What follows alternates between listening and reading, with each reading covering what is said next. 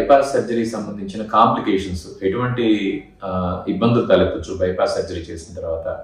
మునుపటి వీడియోలో bypass surgery ఎందుకు చేస్తారు, బైపాస్ సర్జరీ చేసేటప్పుడు వాడే రక్తనాళాలు ఏంటి, బైపాస్ సర్జరీ చేసే సందర్భాలు ఏంటి అనేది మనం విస్తృతంగా చర్చించుకున్నాం. ఇప్పుడు ఈ వీడియోలో బైపాస్ సర్జరీ చేసిన తర్వాత తలెత్తగలిగే దుష్పరిణామాలు, ఏదైనా ఇబ్బందులు ఎలా ఉంటాయి. ఇందాక డిస్కస్ చేసుకున్నట్టుగా ప్రధానంగా షుగర్ వ్యాధిగ్రస్తులు, 3 రక్తనాళాల బ్లాక్స్ ఉన్నవాళ్ళు, హార్ట్కి సంబంధించిన పంపింగ్ కెపాసిటీ తగ్గిన వాళ్ళు, అంటే ఎజెక్షన్ ఫ్రాక్షన్ తగ్గిన వాళ్ళలో మెయిన్గా ఈ 3 మిక్స్ అయిన ఉన్న కేటగిరీలోనే సాధారణంగా బైపాస్ సర్జరీ చెప్పడం జరుగుతుంది.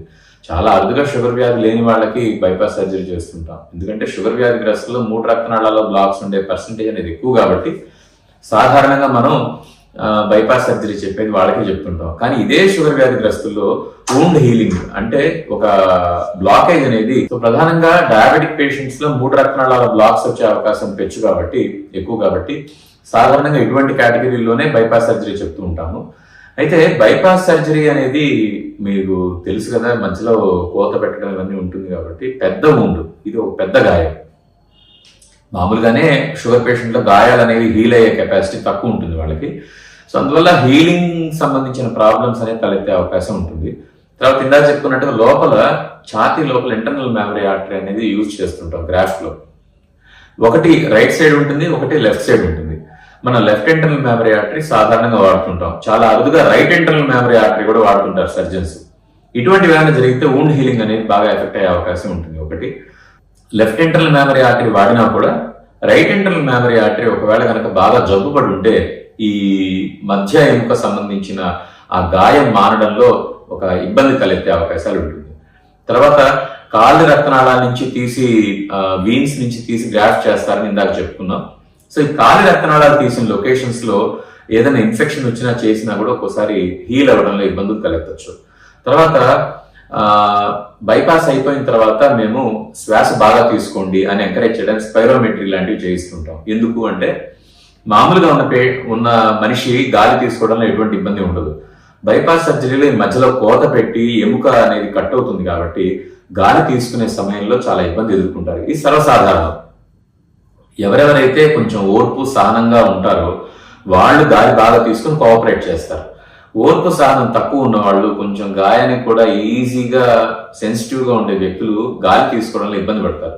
సో ఇటువంటి వాళ్ళలో లంగ్స్ లో ఉండే సెక్రిషన్స్ అన్ని వాళ్ళు దగ్గి బయటికి తెచ్చుకోవడం కానీ, గాలి బాగా తీసుకొని వాళ్ళు దగ్గడం కానీ ఇట్లాంటివి చేయలేరు.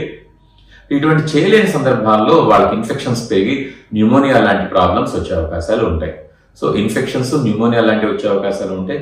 వూండ్ హీలింగ్ ఎఫెక్ట్ అయ్యి ఈ మధ్య ఎముక హీలింగ్ కానివ్వండి, కాలి రక్తనాళాలు కానివ్వండి, హీలింగ్ ఇబ్బంది వచ్చి అక్కడ చీమ్ పట్టే అవకాశం ఉంటుంది. ఈ ఇన్ఫెక్షన్ అనేది బాడీ అంతా స్ప్రెడ్ అవ్వచ్చు. తర్వాత మామూలుగా ఇప్పుడు మనం చేసే సర్జరీస్ అన్ని కూడా బీటింగ్ హార్ట్ సర్జరీస్, అంటే గుండె కొట్టుకుంటూ ఉండగానే మనం గ్రాఫ్ట్ తీసి అతికించడం చేస్తుంటాం.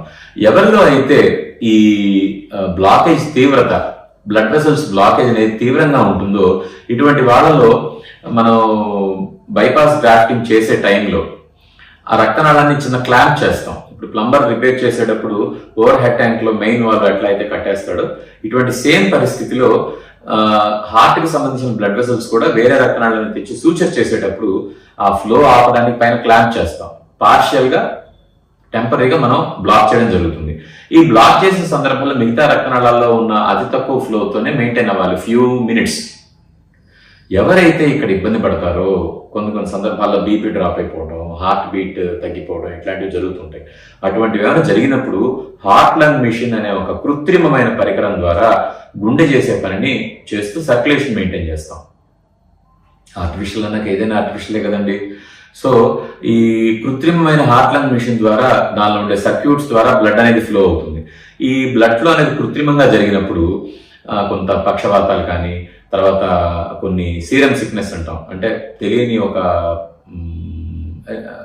బ్లడ్ సెల్స్ రియాక్షన్ ఇవి వచ్చి మనిషి డౌన్ అవుతారు, ఫిజికల్గా బాగా డౌన్ అవుతారు, ఇన్ఫెక్షన్స్ వచ్చే అవకాశాలు ఉంటాయి. సో ఇటువంటివి జరిగే అవకాశాలు హార్ట్ లంగ్ మిషన్ మీద తీసుకెళ్ళినప్పుడు ఎక్కువగా ఉంటాయి. సో ఇవి సాధారణంగా జరిగేవి. పక్షవాతం అనేది పర్టికులర్గా ఎందుకు చెప్తాము అంటే, ఒకటి హార్ట్ లంగ్ మిషన్ మీద తీసుకెళ్ళిన పరిస్థితులు కావచ్చు, సేమ్ డిసీజ్ గుండె రక్తనాళాల్లో ఏదైతే వచ్చిందో బ్రెయిన్ రక్తనాళాల్లో కూడా జబ్బు ఉండే అవకాశం ఉంటుంది. కాబట్టి పక్షవాతం అనేది బైపాస్ సర్జరీ చేసేటప్పుడు బీపీ ఫ్లక్చుయేషన్స్ అనేవి ఎక్కువగా ఉంటాయి. కాబట్టి ఈ బీపీ డ్రాప్ అయిన సందర్భాలు అక్కడ క్లాట్ అయ్యి అటువంటి సందర్భాల్లో పక్షవాతం వచ్చే అవకాశం ఉంటుంది. మూడవది ఈ కెరోటిడ్ ఆర్టరీస్ అంటాం, అంటే మెడకి సంబంధించిన రక్తనాళాలు, బ్రెయిన్ సప్లై చేసే రక్తనాళాల్లో కూడా ఒక్కోసారి జబ్బు పడుతుంది. అందుకని బైపాస్ సర్జరీ చేసే ముందు neck vessel Doppler, CT scan, తర్వాత న్యూరాలజీ కన్సల్టేషన్ లాంటివి మేము తప్పనిసరిగా తీసుకుంటుంటాం. ఇదే కాకుండా ఇతరత్ర కూడా ప్రాబ్లమ్స్ ఉండే అవకాశాలు, కొంతమందికి